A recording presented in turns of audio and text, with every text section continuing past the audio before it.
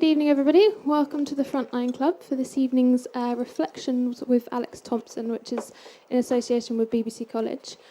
Before I hand over to our chair for this evening, Vin Ray, if I can ask you to switch your phones to silent, and when it comes to questions, if you can wait for the microphone, because we are broadcasting live. Over to Vin. Thank you very much, Millie. Good evening, everyone, and welcome to the Frontline Club.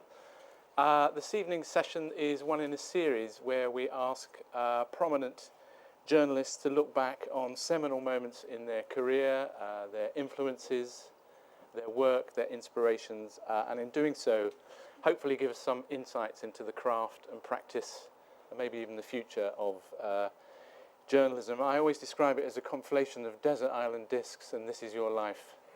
The desert island discs bit is that we ask each journalist to choose a range of pieces that have some meaning for them in some way, and talk around them. We'll probably have plenty of time for questions at the end. I can promise you a really fantastic range of material tonight. I have to warn you that quite a lot of the material is quite distressing, and I want to say that up front so that you know. Our guest this evening is the chief correspondent for Channel 4 News. He's worked there since 1988, which is a long time in the broadcasting industry, and has led Channel 4's coverage of a huge range of international and national stories. He started as a BBC News trainee in 1985, and we can talk a little bit about that. In 1997, he won an RTS award for his coverage of Bloody Sunday. He was part of the team that the Channel 4 team that won the BAFTA last year for their extraordinary coverage of the Japanese tsunami. And this year he received one of, if not the ultimate accolade from the industry when he was voted RTS Journalist of the Year. And I just want to read the citation that went with that award, actually. The winner is without question one of the UK's leading correspondents, with a portfolio of coverage from Syria to Glasgow Rangers to doorstepping Kelvin Mackenzie. He displays great range and versatility with a knack for finding strong angles and compelling stories. He brings real authority and storytelling skills to whatever he covers. He is, of course, and please welcome Alex Thomson. Thank you. Congratulations. Thank you. It wasn't just you that won awards this year. Channel 4 seemed to sweep the board, actually. Yes. What's going on there that wasn't going on before? I don't know. It was a bit uncouth, actually, because really? there were about 12 categories, or and sort of every other one was won by Channel 4 News, which was a bit greedy, really. But yes, no, I like the way you build this as a desert island disc. I should say, if you had these things that I'm about to show you on a desert island, the first thing you do is string yourself up from the nearest palm tree and top yourself. But we are talking journalism, which is very often the kind of the study and reporting of things that go wrong. So just with that kind of rider, yeah. Okay, we're going to go straight to your first choice because I know it was during your childhood. So tell us why you've chosen these particular things. Yeah, actually, because I thought if I suppose you sort of decide, yes, there they are. You don't sort of decide one day that you're walking along and you think you want to be a journalist. And I suppose looking back at it, when I was asked to come here tonight and reflect on these sorts of things, it seemed to me a good idea to dredge back and find something which stayed in my mind, which was something really, an image, or maybe it was a piece of television, something that was really shattering and really broke through to me as a boy, before I'd even, grown up in any sense of the word, still less become a journalist. And these two images came to mind. Eddie Adams there and Don's image of the albino boy in Biafra. I remember where I was on both occasions. I remember coming in from school and seeing that photograph. I remember being on holiday in the summer holidays and coming in and seeing that picture in the newspaper of the Don McCullin image. And I think ever since then, I don't know, maybe, I don't think it's me, I think maybe we're all the same. There is something peculiarly arresting maybe, yeah, arresting is the good word. It's something still, something that kind of makes you stop and pause and look about a photograph, which is completely different to television. I mean, for instance, on the Eddie Adams thing, there's footage of all that happening. You see the Viet Cong suspect being obviously shot in the head, and he dies. And that leaves you with that sense of wanting to unsee it, the way these things often do. But there's just something about the way that moment is captured seconds before the man is, summarily executed without any kind of due process whatsoever. And equally, the way that this god-awful image of an albino boy. I mean, to be starving in Africa and in West Africa, and to be caught up in the mess of the Biafran war is bad enough, but to be an albino boy and already ostracized, and to be in the last stages of starvation like that, is somewhere just beyond. And there's something about that image, and McCullin writes beautifully about it in his book Unreasonable Behaviour, which I imagine one or two of you may well have read, and that is for me the standout moment in that book, the way he writes about that, and this appalling kind of situation that he finds himself in, having to photograph this boy, and the way that his eyes follow him around when he was doing so. And of course he can do nothing for him. There is nothing you can do for someone who's got to those to that stage of starvation. So asked to reflect on journalism and asked to reflect on television journalism primarily, it just struck me that actually from my childhood, it's actually still images that have stayed with me, and I just wondered maybe that's a kind of shared experience we all have. Interesting to know what the modern day equivalent of that would be. I think it's still stills. Yeah. Still stills. Yeah, I do. I mean, there are still extraordinary photographs of appearing daily in news that we can all call to mind. I can call to mind images from Syria which are stills. Which actually I can call those into my imagination right now and visualize those probably more easily than actually some of the moving images, some of the stuff that I've been there when the cameraman's filmed them. So were you at school when you decided to be a journalist, or was this later on? No, it was much later on. I was like a lot of people. I had lots of really kind of decided, dogmatic and narrow-minded and fixed ideas about what I didn't want to do. None of which have changed. I'm an incredibly unimaginative person, so none of all those prejudices are still there within me. I didn't want to sell anything, and didn't want to do this, didn't want to do that. So I started doing a bit of student journalism At university. At university, yeah, and sort of sort of drifted into writing about things in the student newspaper. Actually, to tell the truth, it was a bit more Machiavellian than that. I was quite interested at university in, sort of political stuff. I wasn't interested in politics. I was interested in breaking things and disrupting things, which is essentially what we did. So we would go around, and anybody we disapproved of in our narrow-minded fashion, we would go and disrupt interviews being done by sort of people like banks and nuclear industry and anything we disapproved of, typical kind of narrow-minded students. But I would write it all up. I'd write these protests up for the student newspaper, and it was extraordinary. I was getting this incredible access, because I was actually one of the people doing it, and I simply never told them. I just wrote this stuff up for the student newspaper. See, well, that seems like a laugh, and it comes to the end of university, and you think, well, I better try and do something, and that seemed to sort of be a better wheeze than actually working for a living in some way. So you did the journalism course at Cardiff? I did, yeah. I did the I was absurdly overtrained. I went off and did did a year at postgrad at Cardiff, and then worked as a researcher on Wales Today, writing the weather forecast for South Wales, wet, and then went off to join the BBC training scheme after that. So it was a bit like Now, you've been very modest. training to be a vet or something. Went on for years. The amount of training I did. The BBC training scheme doesn't exist anymore. It was very hard to get on, wasn't it? So you must have done very well. Well, I tried. The first time I applied, I didn't get anywhere near it. They just said, "Thank you very much, I'm not interested." And then the second time, I got an interview and got a place. Yeah, it was. Yeah, how they sort these things out, I've no idea. Do you think journalism is still a good profession to go into? I mean, if your son came to you and said, "Dad, I want to be a journalist," would you welcome that, or? Yeah, absolutely. I think it's in very good shape in some ways. I think it's in not so good shape in other ways. What do you mean? Well, which you want, the good or the bad? I mean, well, look at some of the stories that have gone that we've known about in just the last year or so. Political stories, MP, or the last couple of years, perhaps MPs and expenses, right through to the more recent stuff at the gates of Downing Street. Political stories like that, which is, I mean, it's journalism which has uncovered that kind of stuff. It's journalism which continues to uncover things. And if you try and imagine a world where that wasn't there.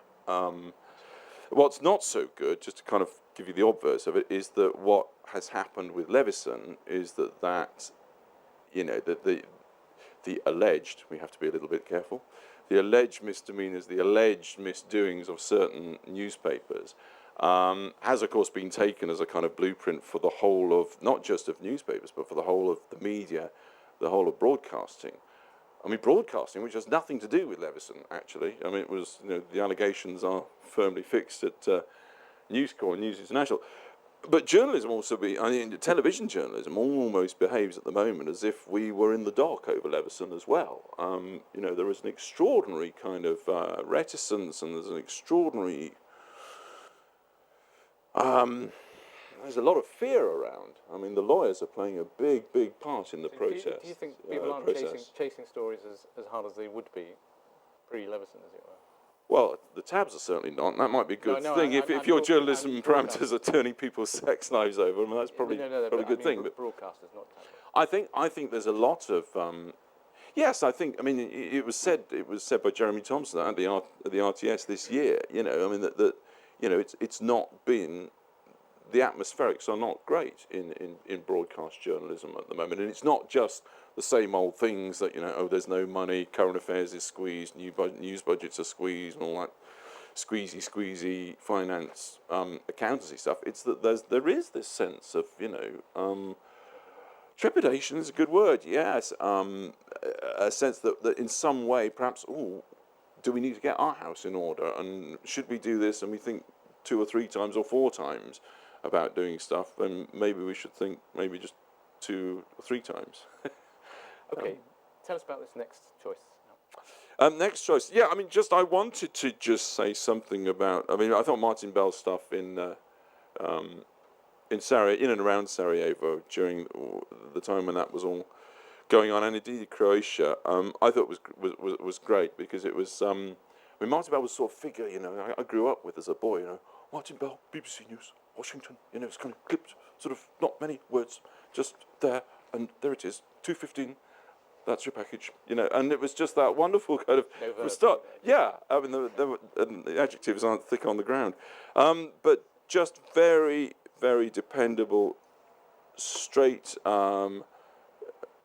unembellished, first-class reporting from Washington, and then he just came out. It seemed to me just came out of his shell, and this was extraordinary sort of flowering when he went off to what we used to call Yugoslavia and Croatia, as I say, and then into Sarajevo in Bosnia, which I just thought was a sensational, fantastic kind of just week after week, month after month seemed to be there, and just a great example that if you just leave someone who really knows their craft inside out to just tell it as they see it, and tell it as they see it over a pretty substantial period of time, I think then extraordinary kind of journalism can happen.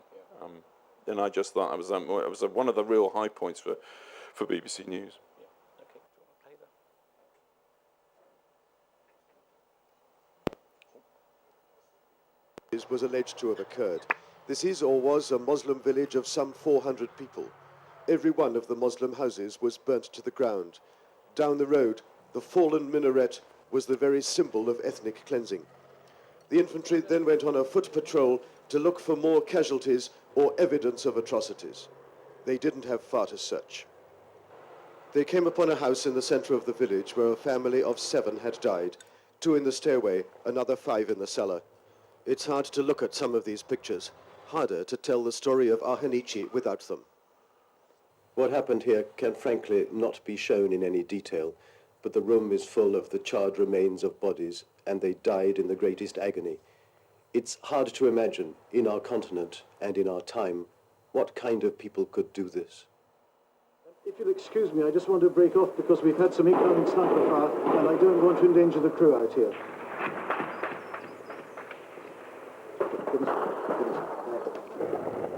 This morning, Bell was at a notorious sniper's corner filming civilians under machine gun and shell fire. A mortar bomb exploded close by, and shrapnel hit him in the stomach and groin. Shells continued to fall as his colleagues came to his aid. Bell was extremely lucky. The shards of metal just missed a vital artery. Okay, I'll survive. A blighty wound, as he called it. I mean, I don't know Martin, but I imagine that he would not have liked having a sort of a package made about him. No? Well, you know, you work. Vin actually worked with him as well, yeah, right? Yeah. Right. The interesting thing, I was there when he was shot. Actually, just thinking about safety, because you're in really dangerous locations a lot of the time. So that was about 20 years ago now, and I was driving the BBC's first ever armoured vehicle, and in the back were the first ever flak jackets that the BBC. Yeah. Now this is all standard kit. Where do you stand on the sort of safety security industry? Do you take safety security people with you when you go to Syria? Or? No, not in Syria. The Syrians won't have it. The Syrians won't have much, has to be said. Certainly won't have. Want you actually. Well, they kind of do. Well, yeah, they do and they don't. But look, I mean, when we started out, you mentioned the Balkans. We started out doing the Croatian war in a I remember it very well, a white diesel VW Golf, you know, and we put black gaffer tape saying TV on it because kind of that's what they do in war movies, you know. And it was almost like, that's the thing you do, you know, and we just didn't know what we were doing at all. And there was no, and that went on so long. By the time we came at the back end of the Balkan Wars, we were in a 4.5-ton long wheelbase armoured Land Rover, you know, which was fine, except if you drove it more than 40 miles an hour, it tended to go sideways. So, you know, to every leap forward in health and safety, there's always a kind of byproduct, which is not always too good. And they were so heavy, in fact, that one of ours on a mountain road stopped to let a scimitar tank pass by, and the combination of the scimitar tank and the 4-ton armoured Land Rover on a little mountain road was just too much, and the entire road gave way. So they kind of rolled down to the bottom of the mountain. They were okay, but they were, I mean, a bit smashed up. But no, I mean, look, somebody said it's more dangerous statistically to be a journalist than in Britain working abroad than it is to be a British soldier working abroad in the various places where they are deployed. And yeah, but every year there's an appalling litany of people who are killed and injured. It all seemed to change. I think two things, in my experience, changed with the Balkans, which was one, this sort of much fabled journalistic neutrality, which all sides, don't you know, respect in time of war. Well, I'm not sure that actually ever really happened, but it was, you know, there was a kind of neutrality of journalists was kind of understood in a way that I don't think it is now. That all changed very much in the Balkans, where journalists became targets. I mean, they really did. The other thing was you could buy a camcorder on Tottenham Court Road, you know, this afternoon, and you could be in Croatia, you know, Thursday evening. And a lot of 21, 22, 23-year-old kids did exactly that. I was going to ask you about and that. got shot. This being the home of freelance journalists, really, the spiritual home, as it were. Are you still seeing freelancers turning up in that way? Yeah, well, roll forward from that, however many years it is, to, say, year before last, we were in Misrata in Libya. You could only get in there by boat, so there's just this boat took food in, and it was all a bit ramshackle, but sometimes the boat went, sometimes it didn't. Anyway, we got there with the boat, and there were about a dozen journalists, all of whom were freelance except for us, and 3 of whom were, I I don't know what they were, but it was a sort of it's a sort of tale of our times. They were all French, and they described themselves as bloggers. They didn't have any strings, so there was no, they didn't have any contracts or anything, but they were writing these blogs, and it was pretty clear they'd come to this. They were very young. They'd come to it, pretty cold. And on day 3, 2 of them were hit by shrapnel and were in the IC in the intensive care unit and the makeshift hospital. And I don't know. They eventually got them out, but what shape they're in, I don't know. So there were 3 of them there, and one came back intact. But they were doing things which were insanely dangerous, because they simply, I'm not saying there's not a book of rules about this, but hopefully after a while you do pick up a sense that maybe some places are not good to be in, and maybe it's certainly not good to hang around if you do go somewhere. Do what you've got to do it, and get out. But they were sort of going down there for an afternoon to kind of watch the shelling, and that doesn't do, because someone will see you watching the shelling, and they did. So do you have your own personal rules around safety? No, I mean, there's my own personal rules. No, yes, there are rules in that I think it's bound up with insurance, but we're not allowed to go unless our health and safety, unless our battlefield training and battlefield trauma, first aid, and all that is up to date. No, I mean you tend to work with and I'm sure it's the same in the BBC. It's a fairly small group of camera people and reporters who tend to turn up at the same events, kind of around the world. It's kind of inverse social calendar. I don't know. It's, same faces seem to show up, but that's probably mostly because people like doing it. I mean, I do it because I like doing it. What would drive me round the bend is standing outside the House of Commons, or in the city talking about the Nikkei or whatever they talk about. That would drive me into a very early state of unhappiness. So no, I do it because I enjoy doing it, and so does everybody there. Nobody makes you go to these places, but yeah, the health and safety, there can't be more of it, and there should be more of it, cheaper for freelancers. Okay, do you want to tell us your next choice? Number 3 is Sri Lanka. This is the killing fields. You asked me earlier, Vin, about people coming into journalism. Why, or if my son wanted to do it, what I'd say, and I'd say, and this is why it really matters and why it's always mattered, because journalism at its best can. And I'm going to sound really pompous here, but I do believe this, that journalism, when it's really done well, changes things. It changes things. It affects the shift of power. It does hold people still, even in the world of the internet, it does still hold people to account in positions of power, and it does make life uncomfortable for them, and that can make a difference. Which is why the third thing I'm going to choose is the Killing Fields documentary. This was done for the Dispatch is stand for Channel 4.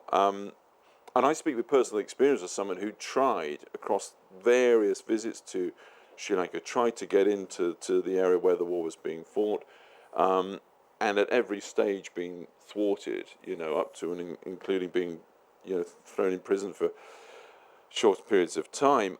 It was a secret war, and it was absolutely a secret war, basically for year after year, almost for a generation, and it was a fantastically violent war going on.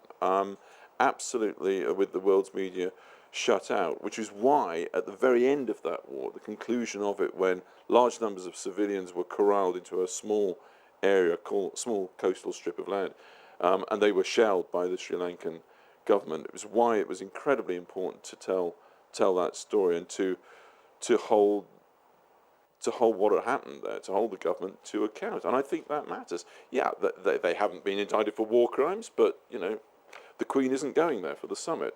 I don't know. I mean, it's on the agenda, and it would not have been on the agenda if it happened to be Channel 4. It could have been ITV. It could have been Sky. It could have been the BBC. It just doesn't matter. But the point is, someone went there and actually got the material out, unpicked what had happened, and said, "This cannot stand." Okay. Let's have so we're going to show an extract from. It's bizarre. I think you're going to show Channel 4 News talking about the actual documentary, but you'll get the you get the feeling. Okay. They are some of the most shocking scenes ever shown on Channel 4. Sri Lanka's killing fields. The stomach-churning footage broadcast late last night depicted war in all its depravity, evidence of war crimes, summary executions and the deliberate targeting of civilians by both the Sri Lankan armed forces and the Tamil Tiger rebels they fought. In a matter of weeks, at least 40,000 Tamil civilians were killed. The Home Office says that now the war's over, it's safe for them to return, but there's serious disagreement about this, even within the British government. If you're a Sri Lankan Tamil, memories are fresh and fear is still real. Despite the regime's wish to bury its past, its secrets continue to be exhumed in full view of the now watching world.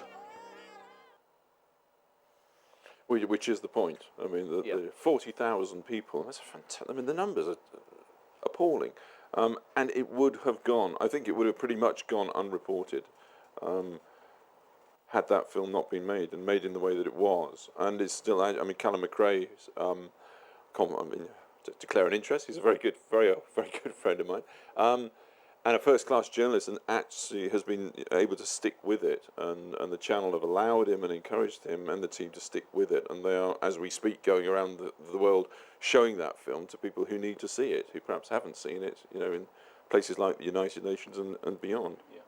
Can you talk a bit about the use of distressing images?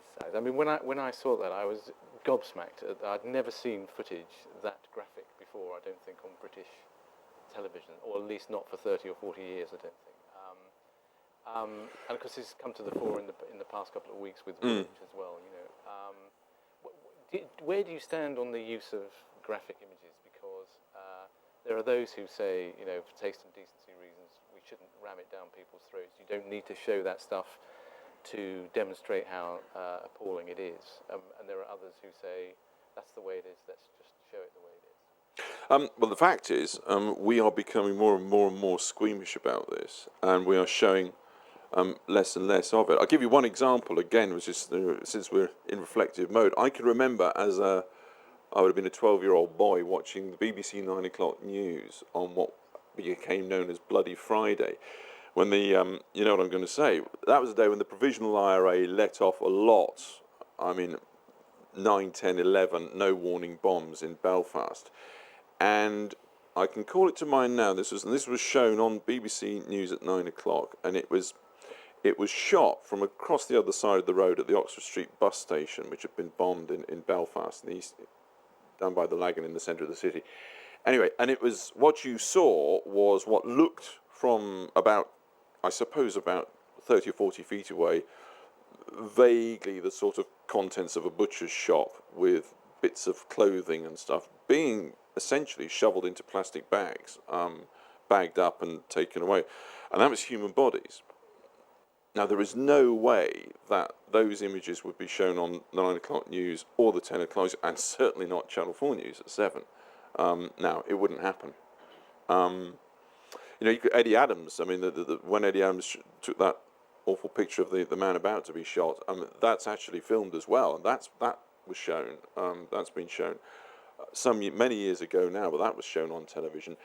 You couldn't show that now because Ofcom have a ruling about you cannot show, or in theory, you cannot show the point of death, which is actually, a very difficult thing to enforce. It seems a very easy thing to enforce, but it's actually a very difficult rule to enforce in many circumstances. So I think there is a growing trend for people to be more and more squeamish about it. I certainly where I work in Channel 4 News, I think there's I think increasingly people are looking over their shoulders because they think if they let something go through, they will get it in the neck from whoever is further up the pecking order, and perhaps the person slightly further up the pecking order is thinking we mustn't let anything go through because I'll get into trouble if it does. It's again this sort of sense of caution. Now, equally, you don't go down the route, I think, of what some countries would do, where the violence becomes gratuitous and pornographic almost, and people get inured to it and desensitized to it. But I do think on occasions, there really are occasions where you should absolutely say, with appropriate warnings in advance, maybe several of them, that we are going to show something tonight. And we do sometimes do it. Richard Tate, former editor of Channel 4 News, when we've spoken about Sarajevo, there was one morning when they sent mortar shells and hit a bread queue, people lining up for bread. You may remember this. And there were some very disturbing graphic images of what happened when people are queuing up for bread and they get hit with mortar rounds. And that night he particularly said that this is atrocious, and we did show a lot more of it with appropriate warnings, and actually didn't get very much by way of people complaining about it. I mean, there are no. It's a nuanced discussion. We're talking about taste and we're talking about decency, and one person's taste and decency is very different from another person's. Long may that remain so. But I do think there is a trend towards us being overly cautious. Yeah. I mean, I would say, given because of the nature of my day, my job, I would say we don't show any of it because we don't. Where do you stand on the oxygen of publicity argument over these pictures of the Woolwich murderers? I think it's bunk. It's not for us to give. It's not for us to give. The oxygen of publicity. Oxygen of publicity is if I'm right, is a Margaret Thatcherism phrase invented because she didn't like Sinn Féin appearing on television, and so we gave a lot of actors a lot of kind of free money over the years, dubbing them, and it's absurd. I remember once I had some query about someone being dubbed, and I phoned the Home Office. They said, no, it's the Ministry of Culture. Oh, I say, so censorship has become part of the culture, has it? So I took my query to the Department of Culture, and I mean, it's absolutely ridiculous. I mean, as soon as politicians get scared of something, then they kind of start blaming the media and saying, oh, you can't show this oxygen of publicity, you'll only encourage them. Actually people are encouraged to go and chop up soldiers because they're upset about their people being bombed and maimed in Afghanistan for 12 years. We know this because they said so. There's nothing difficult about this. So, if you want to sort of, that might be an area where you would address the problem, and indeed we are, because we're having lost the war, leaving as soon as possible at the end of 2014. Okay, introduce your next. Well, I think you're going to read it, actually. I'm going to read this one. Yes. No, I was asked to reflect on journalism, so I thought maybe some newspaper stuff, and I'm not sure if this is kind of how this sort of works. Oh, it's up there, so you can see the words. I chose. I mean, this happens to be by Robert Fisk. I'm not sort of making a case for or against Bob, because I know he probably divides opinion a little bit. But what I like and what it seems to me there's still such a place for is just first class, unencumbered, passionate eyewitness reporting, and I think that, Simon Winchester was another figure from the Sunday Times that we discussed about using tonight. So I put this piece of writing up from Robert simply because it's, if you like, emblematic. And I was nearby Kana, up in the hills, being kind of held for my own safety by a battalion of Irish soldiers who said it was too dangerous to go down to Kana. So I completely missed the story. But you could see it happening from afar. We were about 5 miles away. So he says, Kana, southern Lebanon, it was a massacre. Not since Sabra and Shatila have I seen the innocent slaughtered like this. The Lebanese refugee women and children and men lay in heaps, their hands or arms or legs missing, beheaded or disemboweled. There were well over 100 of them. A baby lay without a head. The Israeli shells had sighed through them as they lay in the United Nations shelter, believing that they were safe under the world's protection. Like the Muslims of Srebrenica, the Muslims of Kana were wrong. And when you look at that, when you just take that apart as a piece of writing, there's so much going on there. There's so much conveyed in terms of, obviously, the immediacy of it, the telling detail. There's plenty of those. The politics of it. Who had done this? They were in a place of safety. Safety, yeah. United Nations, yeah. Srebrenica, that was, of course, the United Nations, quotes, safe haven. and also obliquely someone who had actually been to Sabra and Shatila and had seen what had happened in those camps as well. So I just think that something like that just stands, and there will always be a place online, in a newspaper. There will always be a place for that kind of writing, direct, passionate reportage. There's another quote from that article right at the end where some local people turn up and Fisk writes, "We had suddenly become not UN troops and journalists, but Westerners, Israel's allies, an object of hatred and venom. One bearded man with fierce eyes stared at us, and in his dark fury said, 'You are Americans. Americans are dogs.'"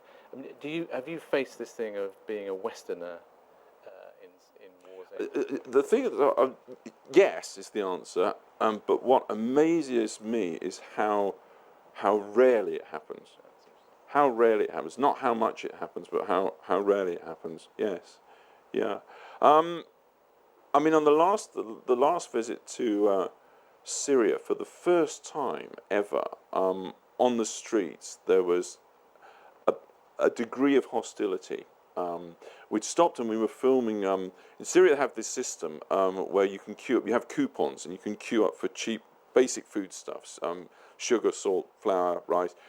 You get these government coupons and you can exchange them. And it had kind of fallen out of use because actually people were doing quite well in Syria in recent years, and they didn't need this government handout, and it's slightly sort of fallen by the wayside. Well, now, as you can imagine, it's in Damascus. It's a big thing. So there's big queues there, and we stopped. And you always sort of slightly, as soon as you stop anywhere in Syria, the first thing you have to do is just sort of stand there, because within seconds, a member of the not very secret police will come out and sort of ask for your papers, and you have to go through all the paper thing and fine, okay, it's okay. And you can, and once you're okay with the mukhabarats, then you're okay, kind of, with the people, as it were, because the system still works. Anyhow, so we started filming, and suddenly this guy got really quite aggressive, and I sort of, you go with all the right body language, you open your arms and you make to shake it, and he wouldn't shake my hand, which is, in Syria, just unheard of, because people are in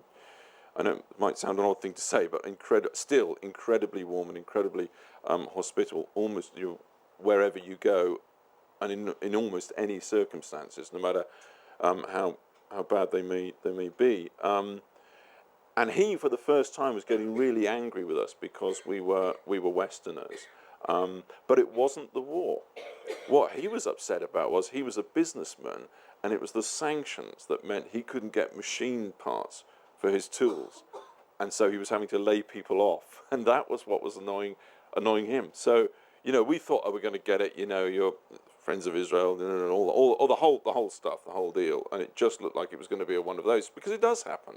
But that's the only time we've encountered it there, and it stands out because I don't know. I personally expect to get that a lot for very obvious reasons. But it always amazes me that how people, wherever you go, in almost all circumstances, and I'm talking like Canna, when bad things have happened and are maybe still happening, people make that distinction, and by and large they're just amazed that you've bothered to come and take notice of them.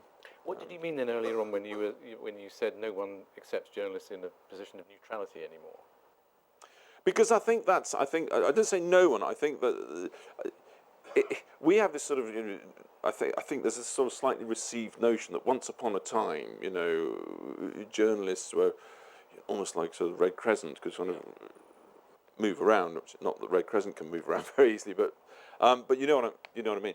And I think there was a sense that there was some sort of golden era, and that has now gone. I mean, it's very much gone in Syria for the very obvious reasons that Syria obviously has regime journalists, Syrian TV, who obviously take a pretty firm line about the war, and they can operate in certain areas, and if they get out of those areas, then something very bad is going to happen to them.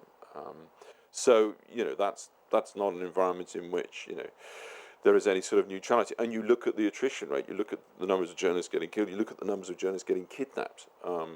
It's happening all the time, and it may just be good honest criminals who are kidnapping journalists because they're walking ATMs, which they are, Or it may be that you're into politicals and stuff. Exactly the same thing happens in Afghanistan, of course, and then it's a good deal more problematic. Okay, would you like to introduce your next? Next one is the idea. I was ordered by Vin to sort of suggest some of my own stuff, which is the only reason I've sort of done so.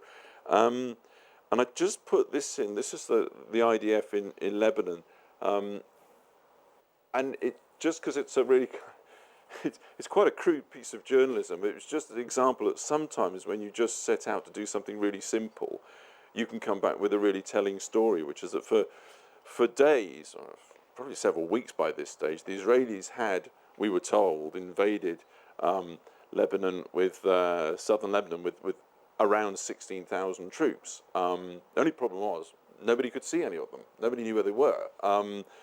And so we'd go out endlessly doing stories about how the bombing happened here, and they bombed this, the Israelis had bombed that, and they'd hit an ambulance, or they hit a field hospital, and all these sort of stories day after day. But nobody actually got to film with the IDF because no one could find them. So it was just a very simple story. We sat around one night thinking, let's go and find an Israeli tank. So we did, and just to sort of tell a story around that. It was the hidden army. Today's shootings underline this is a nerve-jangling truce. Driving with a white flag is still a good idea. Enter a bombed border village and you never know who'll meet you. Hezbollah, the Israelis, or returning civilians. Crossing the lines in any war zone is rarely a comfortable experience, but we wanted nonetheless to meet these invaders. Just inland from Nakora, we found them, and they found us, watching through their binoculars. What? Right, let's park up and wander up and say hello. Hello? British press!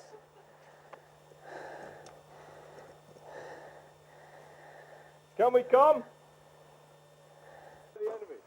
We were ordered to stop. Everything okay? Thank you. English. Good. Can we help you? We came to say hello. Hello, I'm Good. quietly here and fine. Can we ask some questions with the camera? Just how it is for you? Are you happy because it's peaceful? No interviews as such, and we had to film surreptitiously at first. They said they fought hard, but so had the Hezbollah.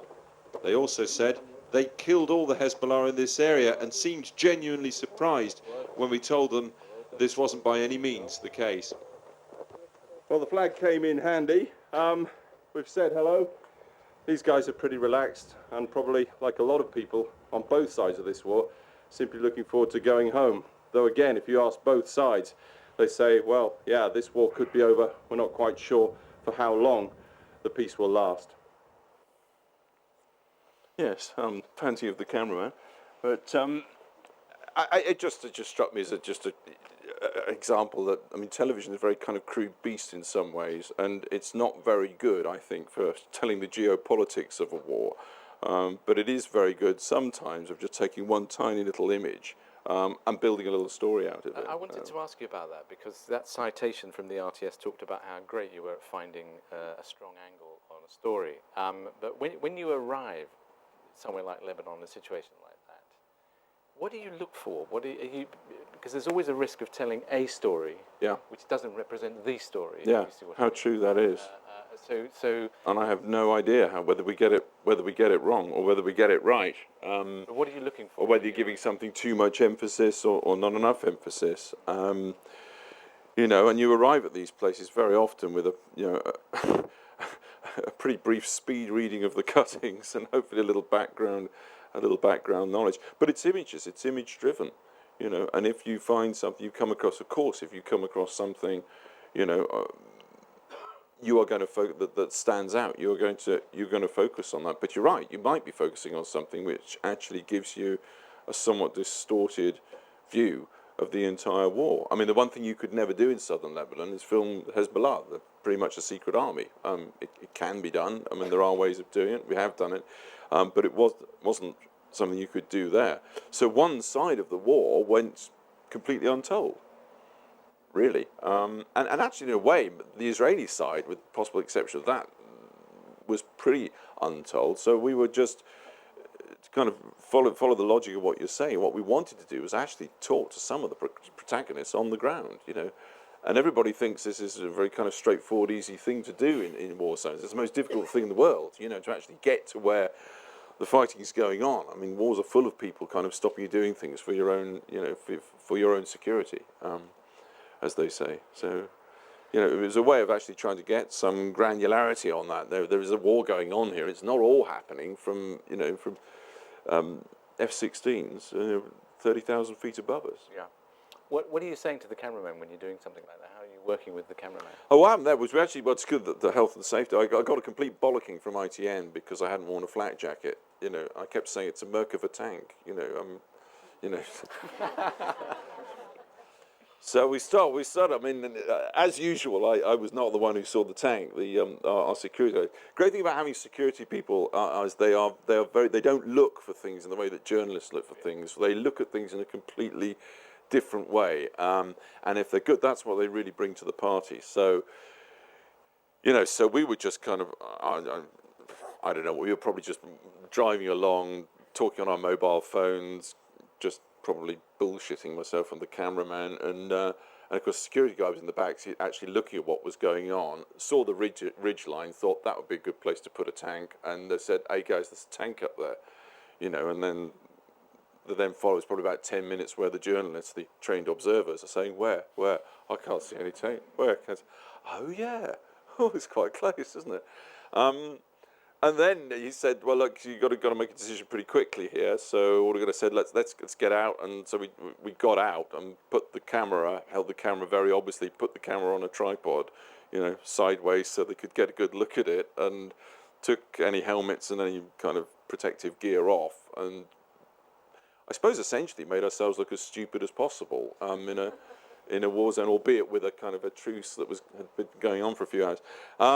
Yeah, and then just filmed what had happened. Really annoyingly, the BBC came up the hill about 10 minutes later as well, so they got it all as well, but without the slightly sort of unsettling bit at the beginning. Yeah. Okay, do you want to move us on to the next? Yeah. The next thing is the Japan tsunami, which kind of began for me on the M25 with my foreign editor Ben DePere, who's now the editor of Channel 4. He's phoning me up and in his typical Ben way, so fuck me, man, fuck me, where are you, man? And I said, well, I'm on the M25 going to Heathrow because I'm going to Libya, aren't I? He said, no, oh man, are you watching television? I said, no, I'm on the M25, you know. And this sort of went on, and he was so excited, he couldn't take in. He said, but haven't you seen any of this? I said, no, I've been packing up, I'm on the M25, I haven't seen or heard anything. You know, what are you talking about? You know, and rest is history. You know, he was watching these, as we all seen, it was absolutely incredible images of what was going on the northeast coast of Japan. And so we sort of, well, I remember my abiding feeling at Heathrow was of absolute abject failure, because of course you're getting there and you're watching this stuff of this extraordinary kind of tsunami images on BBC World and Sky, and you're sitting there kind of thinking, oh right, well, what do we know about this? One, we're the other side of the world. Two, you don't seem to be able to fly into Japan at all, let alone go to Tokyo. Three, I'm equipped with kind of full body armor and everything for the Libyan desert. So we're kind of behind, we're ill-equipped, I don't know anything about the story. And it was one of those object lessons, just keep going. So we flew, I think we flew to somewhere in China. We flew to Shanghai. We flew to Shanghai, we changed planes in Shanghai, and then we could get a flight into somewhere in the west of Japan, and then we couldn't go on from there, so we then got on a local commuting train with about 200 kilograms of television equipment, and the Japanese were amazing because they're all going, they're all going home. It's all kind of normal that side of the island, but they all knew what had happened, and they were all incredibly pleased. You must come. It's great that you've come all this way, And then we went on to the bullet train, and then we got to Tokyo, and it was already 48 hours, and then we drove through the night, and then we kind of drove more, and we basically just didn't go to sleep for about 2 or 3 days. And so the object of the exercise was just to keep going. And in terms of the piece you're going to see, that keep going thing really obtains it, not just to get to where the story is, but even on every day, because so often you couldn't stay anywhere near where the tsunami happened, because obviously there was the tsunami.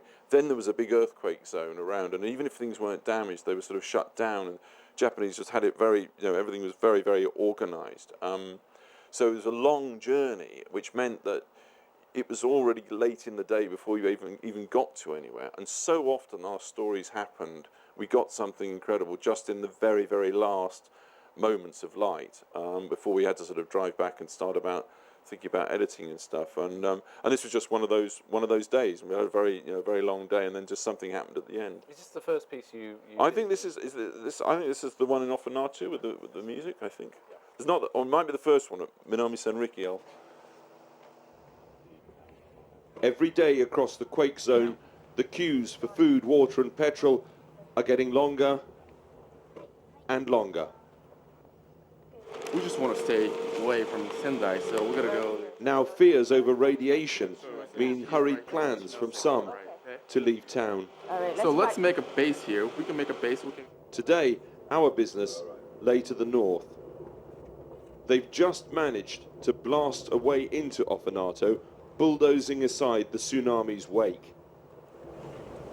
Want to go there, right? Yeah. Okay, keep quiet, okay. Be careful, right? Ofanato, a place utterly surrendered to the tsunami. Japan's rising sun flag in tatters on this cold, sunless day. Finally, another person. There are one or two here today coming to retrieve what they can from the wreckage, like these Chinese workers at what used to be the fish factory.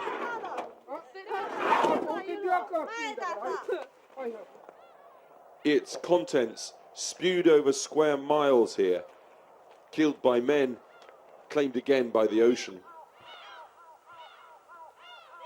Humans gone, the gulls, the crows and the buzzards here have never had it so good.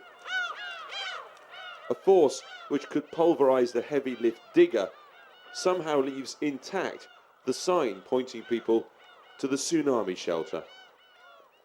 I don't doubt that Daimachi Hill was a place of refuge for many during those terrifying moments last Friday afternoon.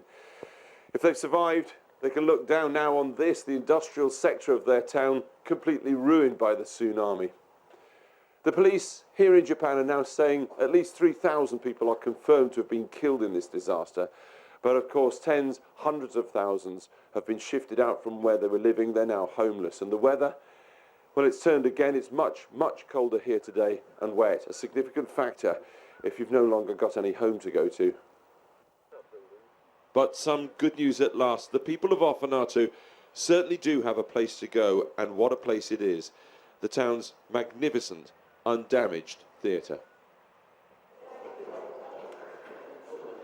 And it's here we find Aya Shishido and little Shunta. For us, we get one bowl of rice for every meal, which is okay. We've got enough nappies, but he needs baby food, and all we've got is hard rice, which is difficult for him. Around 250 here, and they're just about coping, though the man fetching the water is flat out. And he says, no, we don't have enough food and we don't have enough water. And with that, he's off. How long they'll be here for, nobody can possibly say right now. The messages imploring loved ones to get in touch. Masao Sasaki, out there somewhere tonight, unaccounted for and suffering from mental disabilities. Dear Kazuya, from Mom, now I'm at the home. If you moved, please call me. Says I'm looking for him. If you see him, please call me. Next door, a few sit and watch a news report about them on the television as we make another film about them for the television. Dignified quiet people, unused to this spotlight.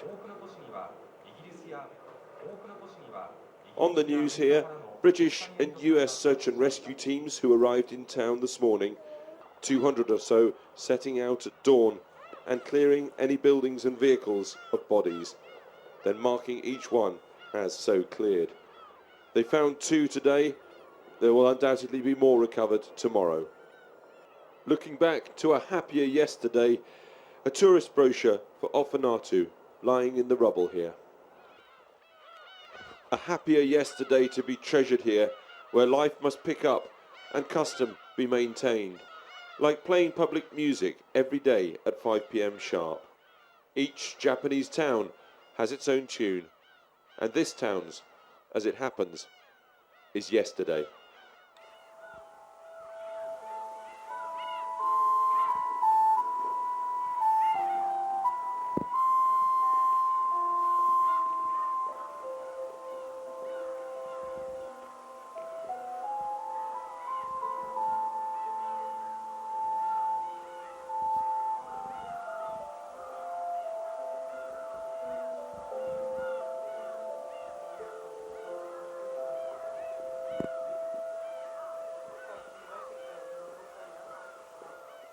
Alex Thomson, Channel 4 News in Ofanatu. That's a fantastically powerful piece. Well, yeah, there's no credit to me, of course. It was just that's what television can do, which nothing else can do. I mean, we thought we'd got an all right package, to be honest with you, and it was okay, you know. I mean, there were no bodies, there was nothing dramatic. The people were being looked after in that amazing concert hall, and you know, people were kind of coping, and it was a quite interesting package, but nothing to write home about. But this thing happened with the music. Yeah. Can you say something about storytelling for television? Because for people who don't necessarily work in television, it's a real discipline of its own. I mean, what is the trick to making something like that really work? In that case, to shut up. Yeah. You know, both at the time that it happened, and I remember Stuart Webb, our cameraman, just kind of looking at me and saying, you know, because he knew I'd be quite inclined to sort of, well, probably not inclined to blab all over that, but yeah, I mean, that is a moment where the sound, quite simply, the sound and the pictures come together in an extraordinary way, and this was somehow this system, the speakers, because as I'm sure some of you know, I mean, Japanese towns do play a tune. They play their tune every day at going home time, 5 o'clock or whatever. And that system was still intact. I mean, such an incredible image of Japanese resilience and the need to go on. I mean, this is a country which 6 days after the bomb had a minimum bus service running in Hiroshima. You know, 6 days after Hiroshima had been obliterated from the map, you know. And it tells you so much about that kind of spirit, but there's no need to say anything as a reporter, it's just all there. One of the interesting things, I think, a less experienced correspondent might have tried to find the vocabulary to tell you how tragic and terrible the whole thing was. And you're just describing or showing it rather than telling it, as it were. Yeah, well, I mean, I don't know, but that just worked. It just, sometimes you just get that, or just earlier on, just the noise of the gulls and the mournful sound of these birds just wheeling around. The only sign of life, all human life, is pretty much gone. So you let the birds make their noise. You know, less is often more. Yeah. Okay, we better push on. Yeah. We push on to WikiLeaks. It was in this very room, in fact, that Julian Assange gave a press conference when the whole WikiLeaks thing began. And I just thought, I mean, you know, WikiLeaks has to sort of be in there somewhere in the mix for me. I suppose I'm sort of partly attracted by the kind of anarchic side of it all, and, you know, smashing open a hole which, as a journalist, part of you wants to see smashed open. Obviously, there are problems with that. There are all sorts of potential difficulties with it at the same time. But one thing that struck me is that when the first tranche of WikiLeaks from Iraq came out, particularly this cockpit footage, which really stood out, and it's something which has sort of marked out my career. It began back in 1991 with the cockpit videos really used to full-on propaganda effect during George Bush Sr.'s invasion, Operation Desert Storm, of Iraq, of Kuwait, and it struck me then that there was something very odd going on here, these kind of disembodied images, and I just thought in the early days when everyone was kind of swallowing this propaganda, I just thought this is just going to come back and bite people in all kinds of weird ways, and we're now right through to sort of drone technology as well, which is beyond weird, which I can talk about in a minute, but yeah, let's have a look at this, and that's why I chose this particular bit from the WikiLeaks. About there, 1 o'clock. Haven't seen anything since then. Just fucking, once you get on, just open them up. Okay, Roger. I see your element. You got about 4 Humvees out along this. You're clear. All right, firing. With the space line. Let me know when you have it. We'll shoot. Light them all up. 02 traffic, 260. Come on, fire. Hey, Roger. Keep shoot.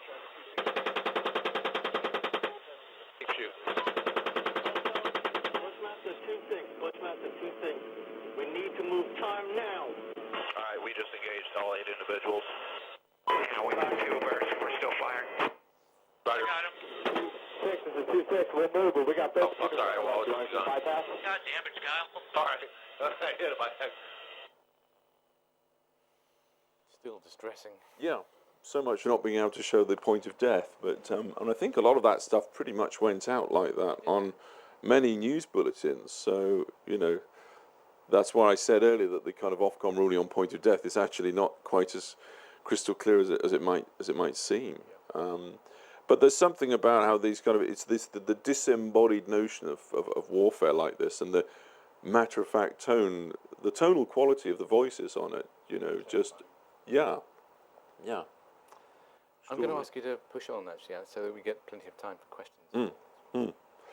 Just a quick point though, something that just how far this has gone, which is that it's a story I haven't been able to nail, so maybe somebody else in this room can do it, which is actually that the drone operators in Nevada who are operating drones in Pakistan, they're having big problems with PTSD, post-traumatic stress, people who are operating these drones because they go in to the office, as it were, in Creech US Air Force Base just outside Las Vegas. They do a shift, they operate a drone, they then have to go back and watch the battle damage assessment, so they see what the drone has done, they see the people lying there, they see the bits of people lying there, albeit in black and white. Then they kind of switch off their computer or whatever, they punch their card or whatever you do at the end of the shift, and half an hour later they're in the shopping mall with the kids back home. And what they're finding is that actually that's incredibly difficult for the human brain to link up. I mean, it's difficult to link up in many senses, but just a weird thing that actually post-traumatic stress isn't just found on the battlefield, it's found on the virtual real battlefield amongst drone operators as well. It's a story they're trying to keep under wraps, so if anybody can get to it before me, be my guest, because I haven't got there yet. Similar instances of PTSD in newsrooms, actually, of people who are monitoring pictures of all Yes, yeah. Yeah. Okay, so Syria. Yeah. Syria, yeah, I mean, I chose this just because I just thought this was a fantastic documentary. This was recently on Channel 4, Crossing the Line. In any war, as I've said before, apparently the most easy thing is often the most difficult, which is just simply to get to the fighting. But to be able to do that in Syria is extremely difficult for lots of obvious and not so obvious reasons. To be able to get to one side and get extraordinary footage whilst you're there, then leave, then go out of the country, come all the way back to London, get a kind of visa to go officially, and then go back to Damascus, get transported right up to literally a mile or two from where you were before, so you can see it from the Syrian Arab Army's government perspective, is an extraordinary feat. And I think this documentary did exactly that. And you could apply that model to probably any kind of conventional war setting, and just to do that thing is the most obvious thing, I know, but the most incredibly difficult thing to pull off, and this film did it. Filmmaker Ollie Lambert is in the rebel-held Sunni village of Al-Bara. Commanders are planning their next attack. when suddenly a government fighter bomber attacks the village with a missile. This little girl survived.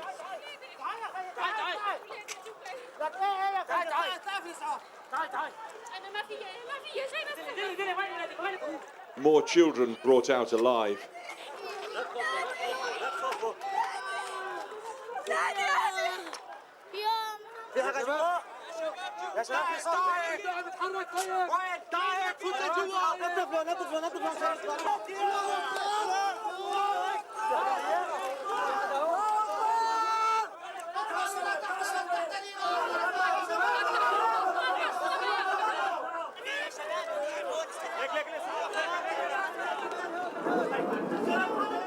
But the jets are back overhead.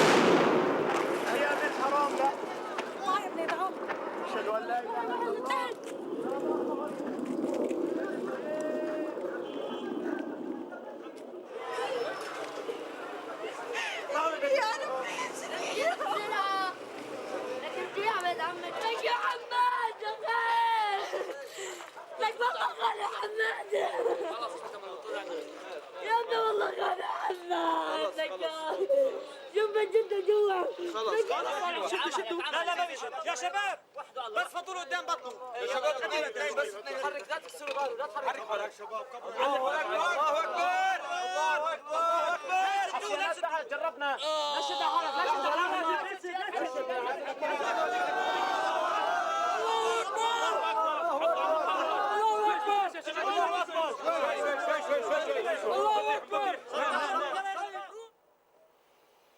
Sure, I mean, that, to be fair, that, having said what I've just said, that only obviously shows one side. And what he then did was get into the as I say, the government forces, the other side. And although we used that segment for obvious reasons, because it tells a certain story about the difficulties that people encounter when they're coming under that kind of bombardment, what the film did quite brilliantly was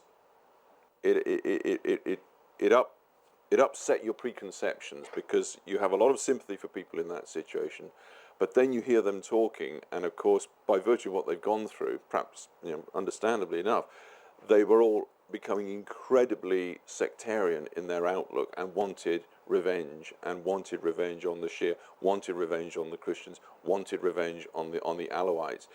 Whereas with the army, who were kind of still in this kind of different Assadist, Baathist world, they were just amazed by this kind of. They said, we hear them talking on the radios. We hear people talking on these.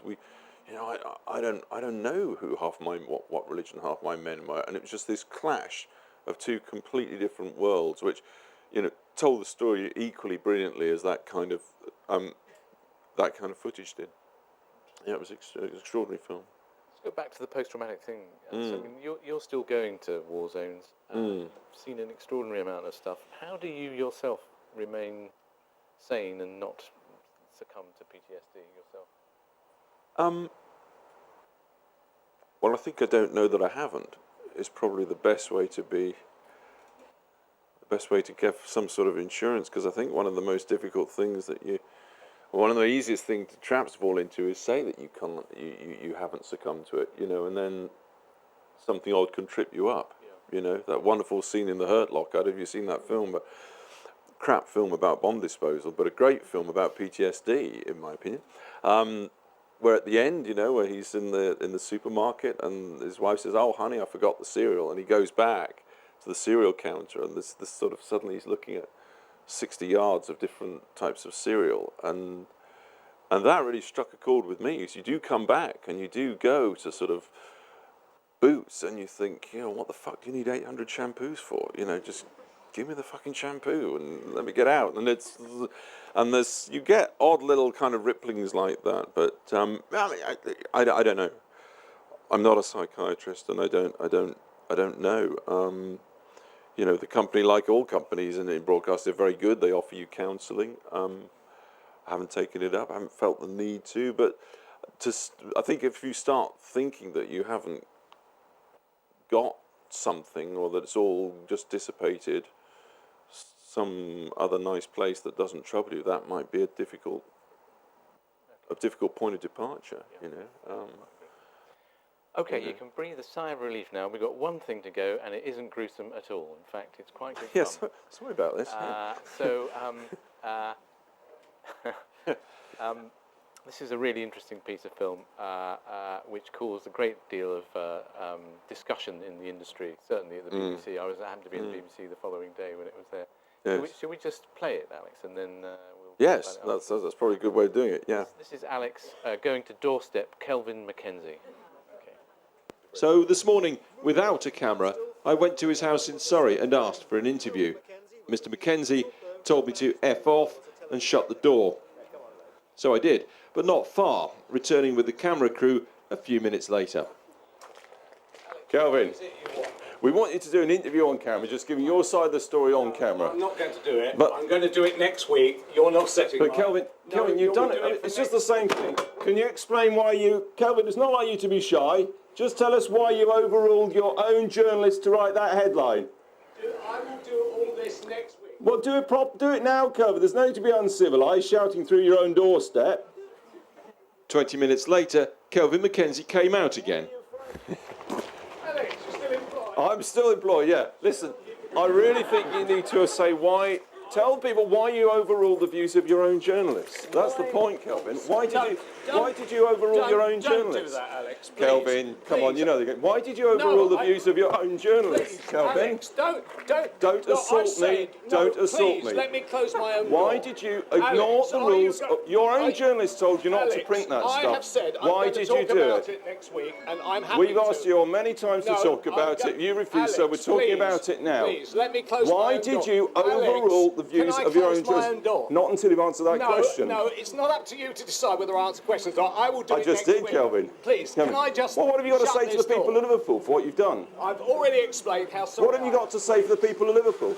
Please, Alex. What have you got to It's say not to people? reasonable. They do not. I'm still not reasonable. That's pretty rich coming from you, isn't it? Oh, right. Well, not reasonable from Kelvin Mackenzie. I think the public are going to love that, Kelvin. Just tell us on camera why you did what you did. Just tell us why you did it.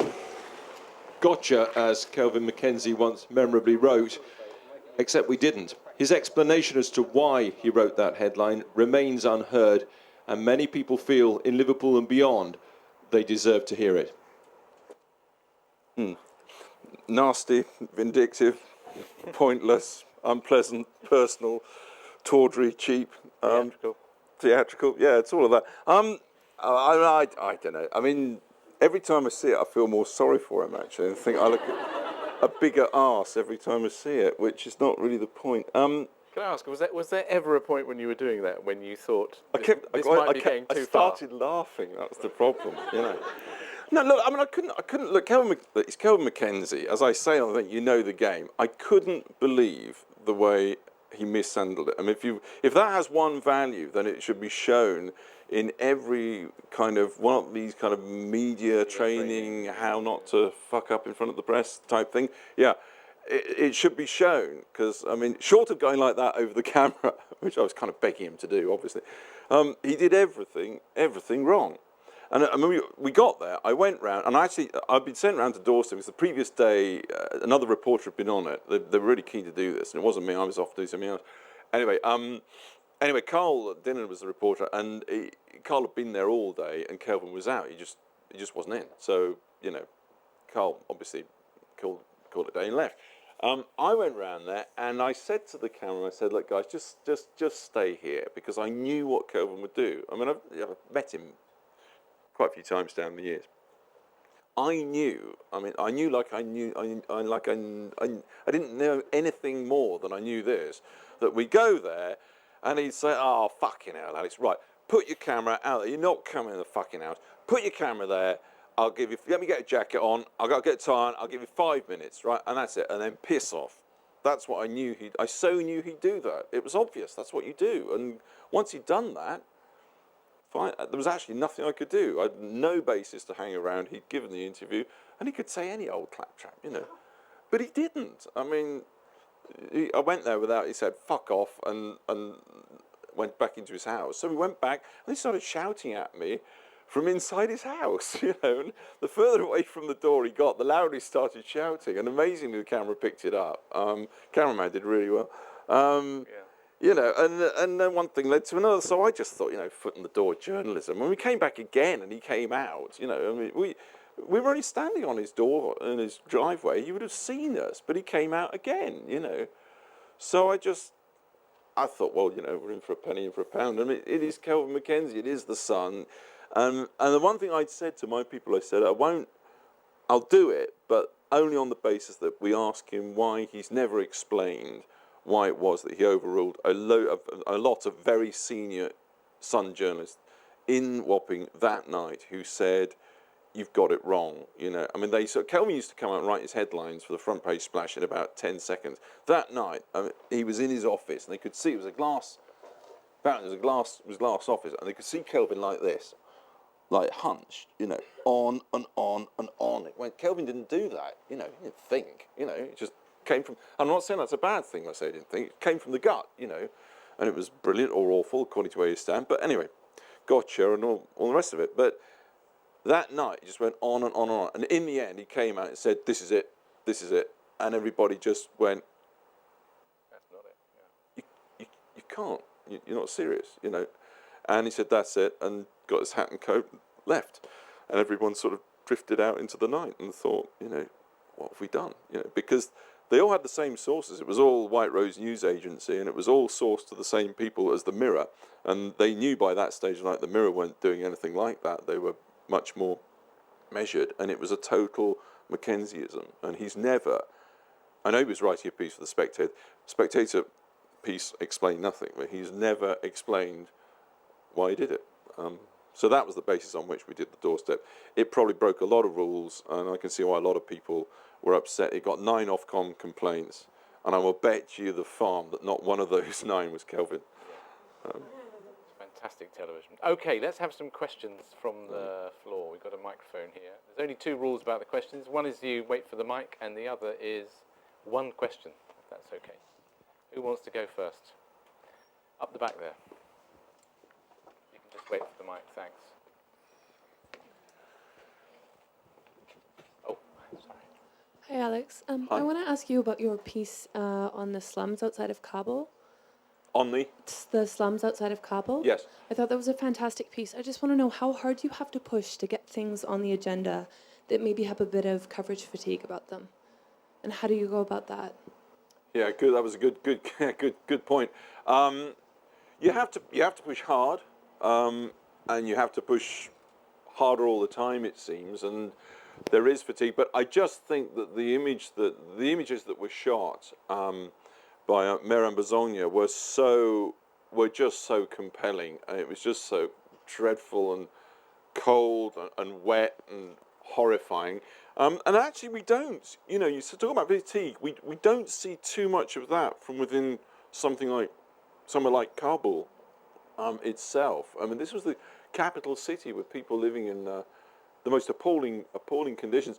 I just think, to be fair to them, they just took a look at the stuff and said, "This is, you know, the Russians are extraordinarily strong, and if the pictures are that good, then, you know, you'll hang a story on it." And I think that drove it. You know, it was these there were people there with extraordinary stories to tell about what was going on. And I think also that they were attracted to, I mean, our people were certainly attracted by, you know, there's some compelling politics there when all is said and done. This is a country which has had billions and billions of dollars pumped into it year after year after year on this kind of social experiment that's been conducted upon the Afghans. And it's come to this for some people living in the city. And I think that was another driving agenda. So it wasn't, you know, as ever with these things, it's not simply that, oh my God, this is very compelling images of people having a hard time in a refugee camp, but the politics were pretty compelling too.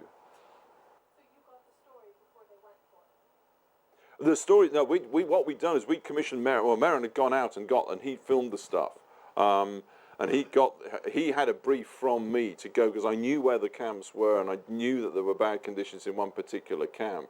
Although in point of fact, the camp that camp actually wasn't where most of that stuff was shot. There was actually even worse one which he found because he went to the Afghans and in their kind of Afghan way they said, if you think this is bad, go 2 miles down the road, mate. You know, and he did. Yeah. Yeah. Now, I was told that our journalism isn't a profession with a capital P anymore and that our industry is changing. And I was wondering, as a journalist who's seen it and who has done coverage, where do you see storytelling evolving into with the advent of social media and kind of reporting on the ground as moving away from traditional forms of journalism?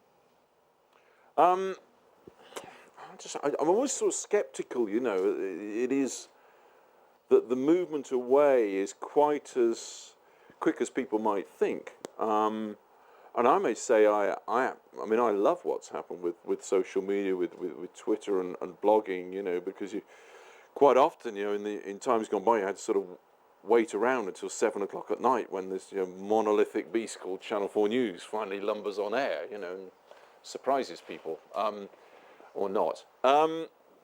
Now you can, you know, you're writing things, you know, write things in the plane before you even get there, you know, and there's blogs and tweets and it's coming out of everybody's loo system, you know. I mean, and I personally, for me as a journalist, that's great because you want to tell stories. I think that's been fantastic. I mean, Twitter is an amazing tool for any journalist. That seems to me a complete no-brainer. My own quick story would be, and I remember sitting around a few years ago thinking, what's this Twitter, you know, it's a damn silly name, damn silly thing. And there's a guy across the desk trying to do the story on the British Airways the strike. And the unions wouldn't talk, and the cabin crew wouldn't talk, and that's a traditional impasse. What do? You know, suddenly he's put out this tweet, put those tweets saying, any cabin crew, BA cabin crew, want to talk about the dispute, on or off the record, here's my email, diddly-dum. And within 5 or 10 minutes, he had 2 or 3 people, you know, all speaking off the record, but telling him, and I thought, wow. I mean, for that alone, that is worth having. You know, and obviously, in any kind of forum you're going into, you know, you go to Syria, you're getting leads, people on direct messaging you all the time on Twitter, and you know, and arguments and all the rest of it. So there's a great. I think the engagement's great.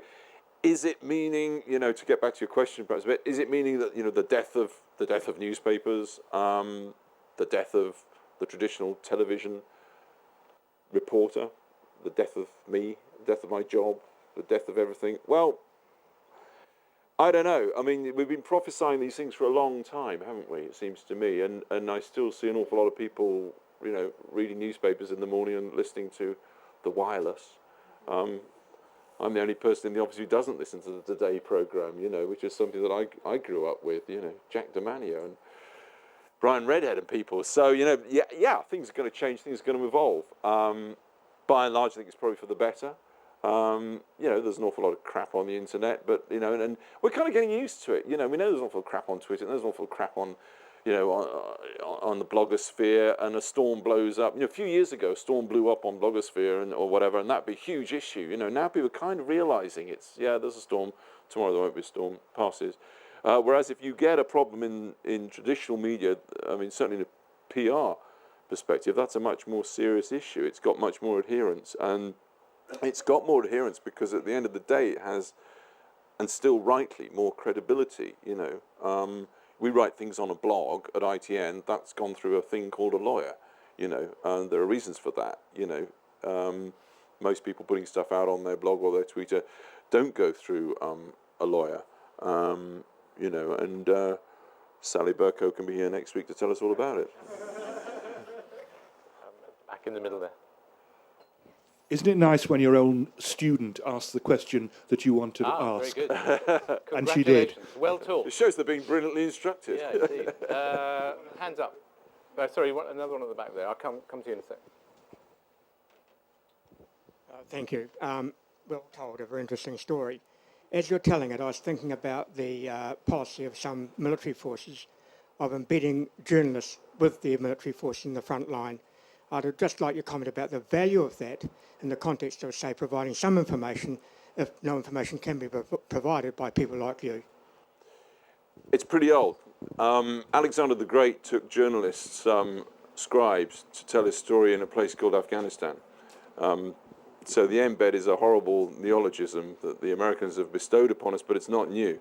Yeah, I mean, you cut a deal, but I mean, the deal, you do embeds all over the place. As you might expect, the ones with the British are kind of the worst nightmare, and you get the Green Book and you sign up to all sorts of things, and they say that they will only, you'll only be censored for military sensitivity, troop numbers, deployments, that sort of stuff. You won't be, they won't attempt to censor you on terms of taste and decency, and you can set your watch and seconds tick by until they try and censor you on taste and decency. So you have a row and it all works out. But, I mean, you cut. I don't have a problem cutting a deal with the British Army in Afghanistan, saying, I'm not allowed to say what these guys are going to be doing a week on Tuesday because that would put their lives at risk. Because I wouldn't want to do that to the Taliban actually. And I don't think there's a great deal of difference in that sense. You know what I'm saying. So I think the kind of thing that you sign up to is, in terms of military censorship, is on the whole pretty small and pretty reasonable in terms of what you can and cannot report. The much greater way in which you're censored is, of course, you can only go where they'll take you. You can only go where they go. You can't sort of drive out of Bastion in your car and sort of head north up the green zone and sort of, stop for a chai a few miles up the road and chat with the locals and see how things go, because obviously our kind of social experiment in Helmand's been so successful that you'd be kidnapped and they might chop your head off. Such is the welcome that we've engendered amongst the local people there. So, you've got there are difficulties, and you go where they go, and they kind of. But I've never found actually that prevents you telling a decent story. I mean, the last time I went, the last embed I did, we just followed soldiers around, going from house to house, essentially sort of going to people's houses and confiscating stuff they didn't like the look of. Which could be some fertilizer, or it could be the family's AK-47, but, I mean, so it was a very instructive thing, because you said, so they've taken this guy's gun away, well, are they winning any hearts and minds here? Have they taken the only form of security this family has, and when the soldiers take the gun away, believe me, everybody in the town will know that they no longer have a gun. Where does that leave that family? Was that fertilizer, was it ammonium nitrate to make an IED, or was it ammonium nitrate to enhance the poppy or whatever else they're growing? So it was a very illustrative way, it seemed to me, of just making the point that these people, these British soldiers, have absolutely no idea, or no great idea what it is they are there to do, given that it's now all coming to an envisaged end.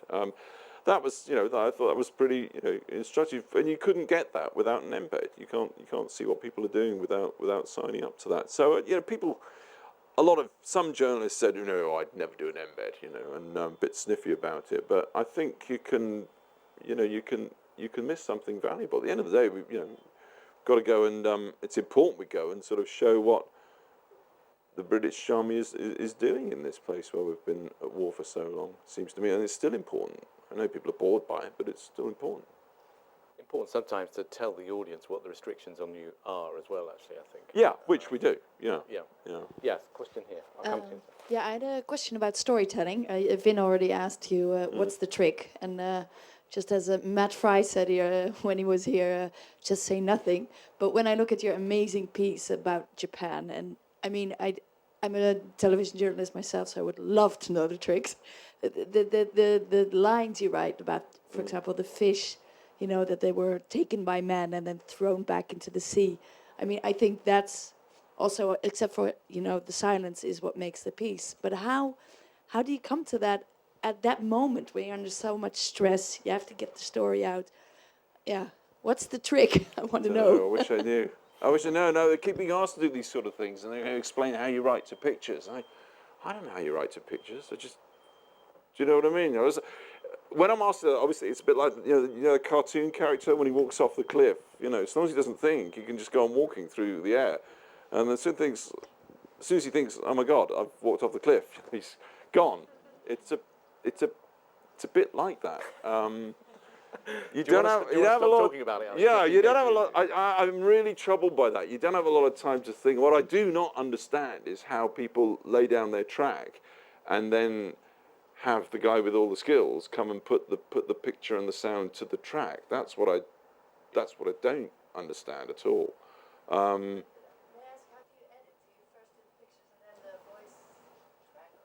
No, well, I really try, and the most important thing for me is not actually the edit at all. Mostly in the edit, I'm a bit bored, but I'm bored and impatient. But it's looking at, it's the ingest, because we're doing this mad system where we have to ingest at the moment because we're all slightly sort of behind at ITN, but we're catching up fast. That is incredibly valuable. Actually, you just get to see the pictures go in and just get to see what's what. And you work with them, as cameraman I work with a lot, who's very, very good at sort of saying, I've just got this, and just make a note of it, I've just got that. And we have these little kind of dots, as we call them. I've got, and you've got about 4 or 5 little dots, and you just think, okay, well, that's going to weave into, that works into that, and you just, probably helps to be under a great deal of stress and not having enough time and not having enough sleep. Probably all kind of makes it easier. I don't know. I mean, I sometimes struggle sitting in an edit suite at ITN with a lot of time, but I find it very difficult to actually explain what that journey is. I just, when you get there. Well, that was thoroughly Well, unhelpful. you do it yourself, so What? So it was thoroughly unhelpful. That was a really rubbish answer, wasn't it? Yes, up the back there. Thank you. Yes, I have a question. I understand about wanting to tell a story and make sure that news is broadcast, but what I don't get is the personal attraction of being in a war zone. I wonder if you can explain that for us. And if there isn't one, I apologise. It's no, not at all. Curiosity. Curiosity's the answer. Curiosity. It's I mean, I started off in Belfast. First job I ever got was as a reporter doing half hours, actually, with the BBC in Belfast. So I started off in a place which wasn't functioning normally. People were blowing things up and people were killing each other for political reasons. And I guess I just found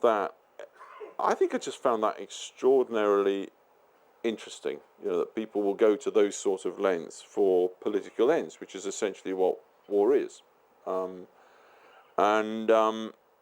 that struck me as a very interesting thing when the rest of the world is sort of trying to sort of get on materially, and the world is of acquisition, not sort of destruction.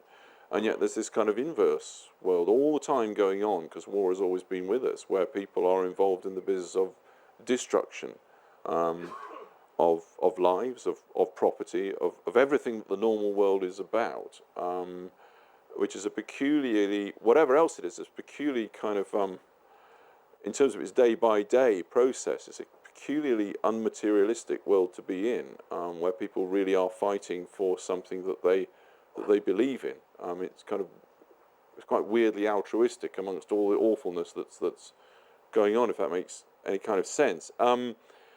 And you put over that there's a chase, there's a game here, your job is to get from your house to wherever that thing is happening, and if you can do it, if you can crack it and get it, then there's an amazing sense of satisfaction. For instance, maybe Al Hulu would be a good example for me last year when there'd been a massacre in a place called Al Hulu, which is in the centre of Syria, and it was a very, very difficult place to get to. But we managed to hook on slightly illicitly to a UN and a Red Crescent convoy going into the town, and it was happening and it wasn't happening. Because there's a lot of fighting going on. It was very uncoordinated, very chaotic situation. But, finally we got in, you know, and to see those people, I mean, you were literally manhandled from house to house, person to person, dragged, you know, to please tell my story, please tell them what's going on, because no Syrian journalists had been there, nobody had been there, we were like the first people to come since I think about 103 people have been massacred in the town. You know, to do that, I mean, there's an enormous kind of personal satisfaction in pitting your wits against the system and by hook or by crook getting through. And most times you don't make it, or I don't. But just sometimes you do. And I think that, you know, when you do, it's important. You know, you go to places. You did another one in Accra where the as it happened, the Syrian army, the Free Syrian Army, the rebels, had been putting out a lot of stuff on YouTube, which just wasn't right. It was just wrong. It was just lies, which is fine because everyone's lying. It's a war. Everybody lies. But to actually be able to get to that place and say, actually, the building that you said was destroyed is intact, and here it is. You know, that kind of stuff, which is the sort of show tell of television news, I think is obviously, from a personal point of view, is very rewarding. You know, or you know, it's not easy, but just possibly quite important as well. Beyond that, I hope. Okay, a couple more questions. Yeah, one over there. No, go for it. Don't. Hello. Hi. You talked earlier a little bit about Kelvin Mackenzie trusting his gut. Now, not in quite the same way, but I feel like you are quite a kind of you trust your gut in certain circumstances. Some of your journalism is a lot about finding something and saying, look, this is what's happening. This is the story.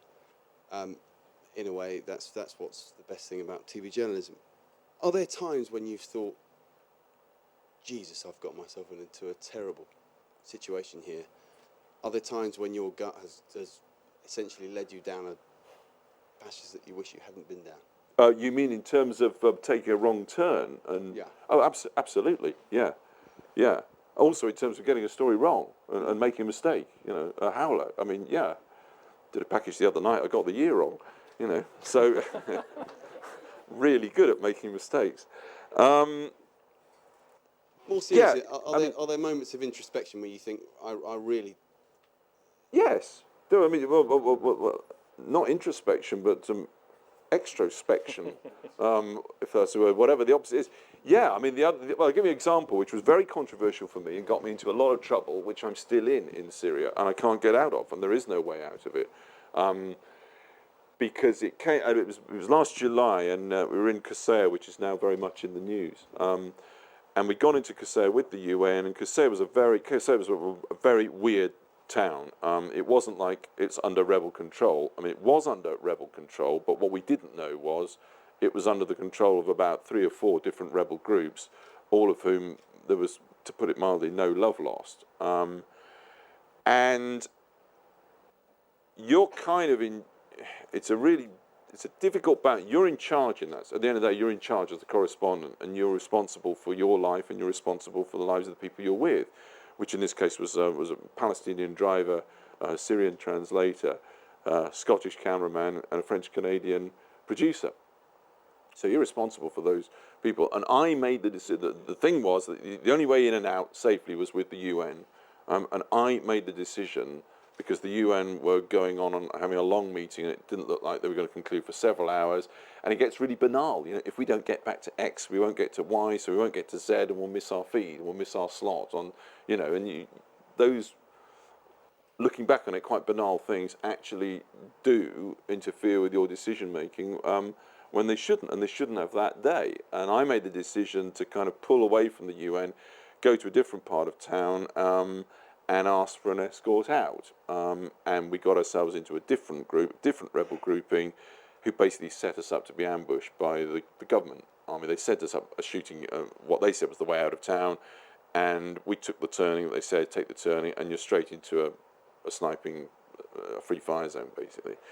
And then later they kind of rammed our car, and later they took us off, and we were their guests for a while, and it was a bad afternoon, and I had absolutely got us completely into that situation because I'd made the wrong call. So you're damn right you make, you know, you think about that. Whether you learn lessons, I don't know. I hesitate to say that, but yeah, you do, because that could have gone really badly wrong. I mean, we got shot at quite a bit, but we got out of it, but only getting out of that into what could have been a kidnapping situation, and it was a bad afternoon. It didn't have to be that bad, because all I should have done was stayed with the UN, and we didn't film a frame of it, The reason why it was problematic was because at that time the received narrative in Syria was the big bad Assad, and it is big bad Assad. I haven't changed from that view. That's absolutely factually correct. The government is a nasty and brutal enterprise, but that what was going on in Syria was a popular uprising committed to freedom and democracy as we would understand it. Now, I'm not suggesting for a moment that freedom and democracy are necessarily good or bad ideals, but that was the received narrative. And I thought at the time this is a bit naive, and I wrote a blog. I thought, what do I do? We haven't filmed anything. I've put everybody's lives at risk. It's been a thoroughly bad afternoon. So I did write a blog. I said, look, this is exactly what happened. There are 5 people, 5 different nationalities, all say the same thing. And you've got to be aware of what's going on, because it's not just the regime who are interested in killing, foreign reporters. There is a lot more going on than that. It's going to be more complex, and I see something in Kasai that gives me a lot of things to worry about for the future. Now, as soon as you do that, people weren't saying those sorts of things about the rebels at that time. So, I'd blown it on the day. I'd made the wrong decision. I put everybody's lives at risk, and I'd blown quite a few relationships with the rebel factions in Syria as well. So, but I felt it had to be done, so I did it. Okay, very briefly, one last question. I just wanted to ask, you talked about your pieces earlier, the strong images, television being such a powerful medium. Do you ever struggle to keep your personal feelings out of your pieces? So Al-Hula, the images, pretty distressing. You hear pretty distressing testimony. How do you're a father, how do you cope? How do you tell a story independently, if you can? I don't think you can tell a story independently, particularly in terms of, this evening is largely kind of focused around war coverage, for better or worse. You can't cover a war independently. I guess you could sort of stand in the middle, so on the one hand, on the other, but you can't. That would be a long and involved suicide note. So you're going to be with one side or the other, and the way it's worked out for me in Syria, that I'm doing most of my stuff, not all, but most of the stuff with the government side, and that's fair enough, as long as somebody else is obviously doing the other side. So far as your personal feelings are concerned, no, I think what's wrong with kind of letting your personal feelings, your anger, your distaste, your disgust at what's going on into a situation, or indeed in something like the tsunami in Japan, paying if you like, albeit brief, but a kind of homage to the extraordinary dignity and stoicism of people who were involved in that and the way that they were dealing with it. Those kind of things absolutely need to be said. I think it's part of reporting, but I think a whole lot of this, I could talk a lot about the nonsense of objectivity, but which is enshrined in Ofcom and the laws in which we have to. It's all nice and objective, so long as you're not obsessing too much. I need to draw to a close, because otherwise we'll be too late. Sorry. It just lobbed in the nonsense of objectivity right at the end there, like a little tease. Quick last thing from me, I see. Yes. Two names. You go on the road you're in Syria, wherever it is, someone from ITV and someone from BBC who you really don't like competing against, because I know you're a competitive correspondent. I couldn't. No, I don't. You're going to cop out of this, aren't you? No, I don't know. I don't feel it personally, because actually, they're also your best allies. And we had a situation quite recently where someone, but not kind of give too many details, where someone from a rival organisation was being held, kidnapped, and I just said, I wrote to that organisation. I said, look, I'm going to Syria. As far as I'm concerned, my number one thing is to do anything I can to get your guys out. And ITN's journalism comes second, and I copied in my people to it, not because I was making any sort of gesture, because that's the most, one of the most important things. You know, because I mean, you're a damn fool if you try carving up the opposition by unfair methods on the road, because you know you'll be in trouble next week, and you know you're stuck in a nasty place with changing a spare wheel, and you know they're not going to give you a lift. So, but no, we cooperate. I mean, people knew how much we cooperate in those situations. They'd be genuinely surprised. But I think all that sort of cooperation is just sane and civilized. I mean, you all compete fairly and rigorously in terms of getting a story, but it's not like stories are, sadly, it's not like stories are thin on the ground in these places. So, okay, I'd like to thank David for producing the Indeed. session, Millie and the Frontline Club for hosting it, you for your questions, but most of all, Alex Thomson. Thanks very much. Thanks very much. Thanks, Bill. Thanks very much.